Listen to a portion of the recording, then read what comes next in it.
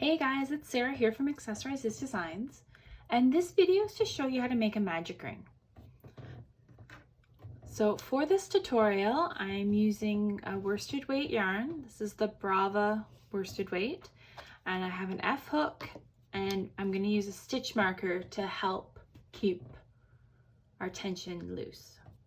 So the magic ring is very similar to a slip knot, except instead of your working end of the yarn being the end that you pull to tighten your knot, you're going to have the tail end of your yarn as what will pull your loop closed.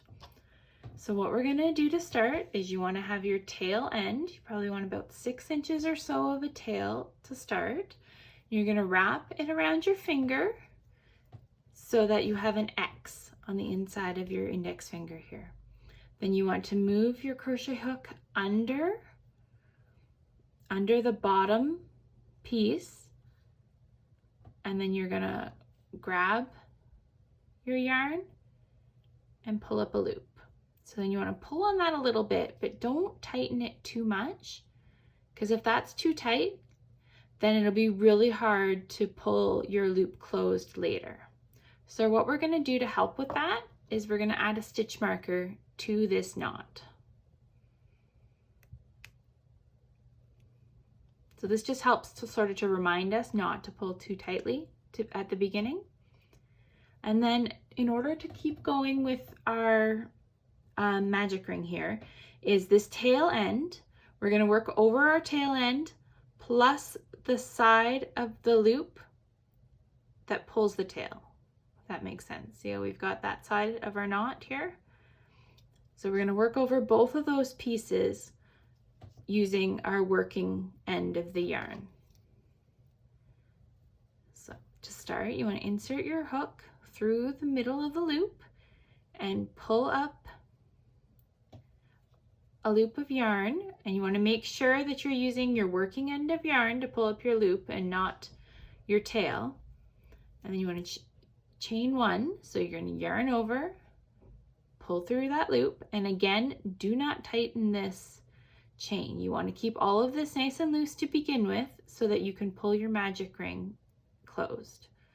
And then for this pattern, we're going to do 6 single crochets in our loop.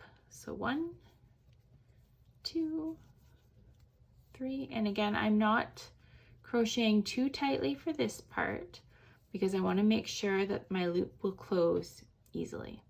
So I've got 6 single crochets.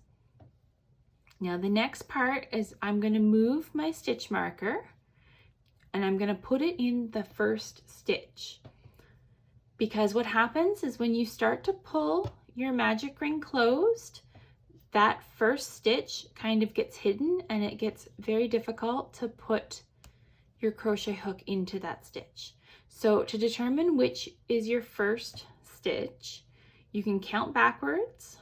1, 2, 3, 4, 5, 6.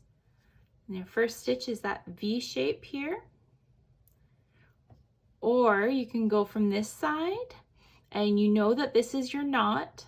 This piece here is your chain 1, and this is your first stitch. So that first stitch, we're going to mark with our stitch marker. I go through both sides of the V because that'll help keep it looser so that you can continue working. We'll just close that. And what I'm going to do is I'm going to stick my hook back in this last stitch here, the loop, and then with your tail end of yarn, you want to pull. So pull that completely closed. And then what you're going to do is you're going to take out your stitch marker, and your next stitch, since we're working continuous rounds here, your next stitch is worked into this stitch. So there you go. I hope this helps, guys. Thank you so much for watching. Bye for now.